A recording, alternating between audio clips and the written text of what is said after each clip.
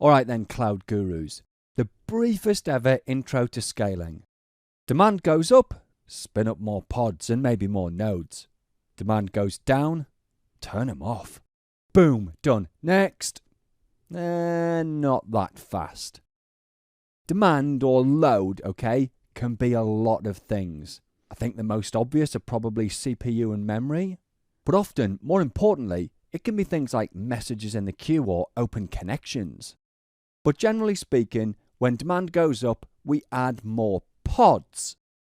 But if all the nodes in the cluster are full, like all of their CPU and RAM is spoken for, then you can't add more pods and you need to add nodes first. Well, assuming you do that, add more nodes, then Kubernetes can schedule more pods and hopefully application performance should improve. Simple. Well, yeah, everything's simple in a picture, yeah? Well, if you've been following along, you'll have seen that Kubernetes has this deployment object that's for scaling the number of pod replicas in a particular microservice. But all we've actually seen so far is doing it all manually, like opening the YAML and typing in a new value into the replicas field, and then obviously reposting it to the API server. And that's alright, and yeah, it will get you more pods, but it's not my idea of fun at 4:20 in the morning, and it doesn't scale either.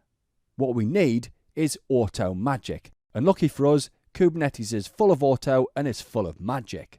So, to automatically add more nodes, we've got the cluster autoscaler. And to add more pods, we've got the horizontal pod autoscaler.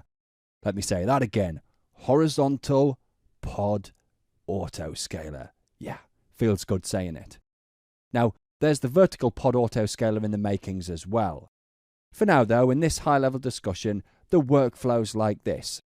Load increases on your app, and like we said, different apps are sensitive to different types of load. For one app it might be CPU cycles, for another it might be open connections. But generally speaking, dealing with increased load means adding more pod replicas. That's where the horizontal pod autoscaler kicks in. It increases the replica count in a deployment object. Well, this updates the desired state on the cluster, watch loops in the control plane notice the change, and a replica set rolls up its sleeves and we get more pods. So far so good.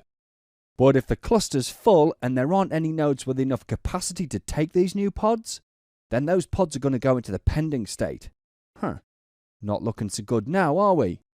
No sweat though. Pretty soon, every 10 seconds I think, the cluster autoscaler is going to check for pending pods.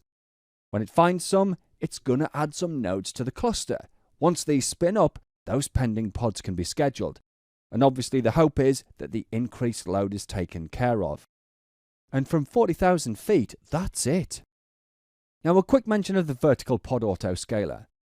First of all, at the time I'm recording this, it's an alpha product and it is proper hairy. And in my world, hairy means scary. So right now, I'm calling it as one to keep an eye on. But the gist of it is about getting your pods scheduled with the right amount of resources. So from like 1,000,000 feet, it watches pods and it makes resource recommendations. But it's hairy alpha, right? And when stuff's in alpha, honestly, everything's fair game, including breaking changes. So for us, that's the big picture. Let's focus in a bit now on the horizontal pod autoscaler.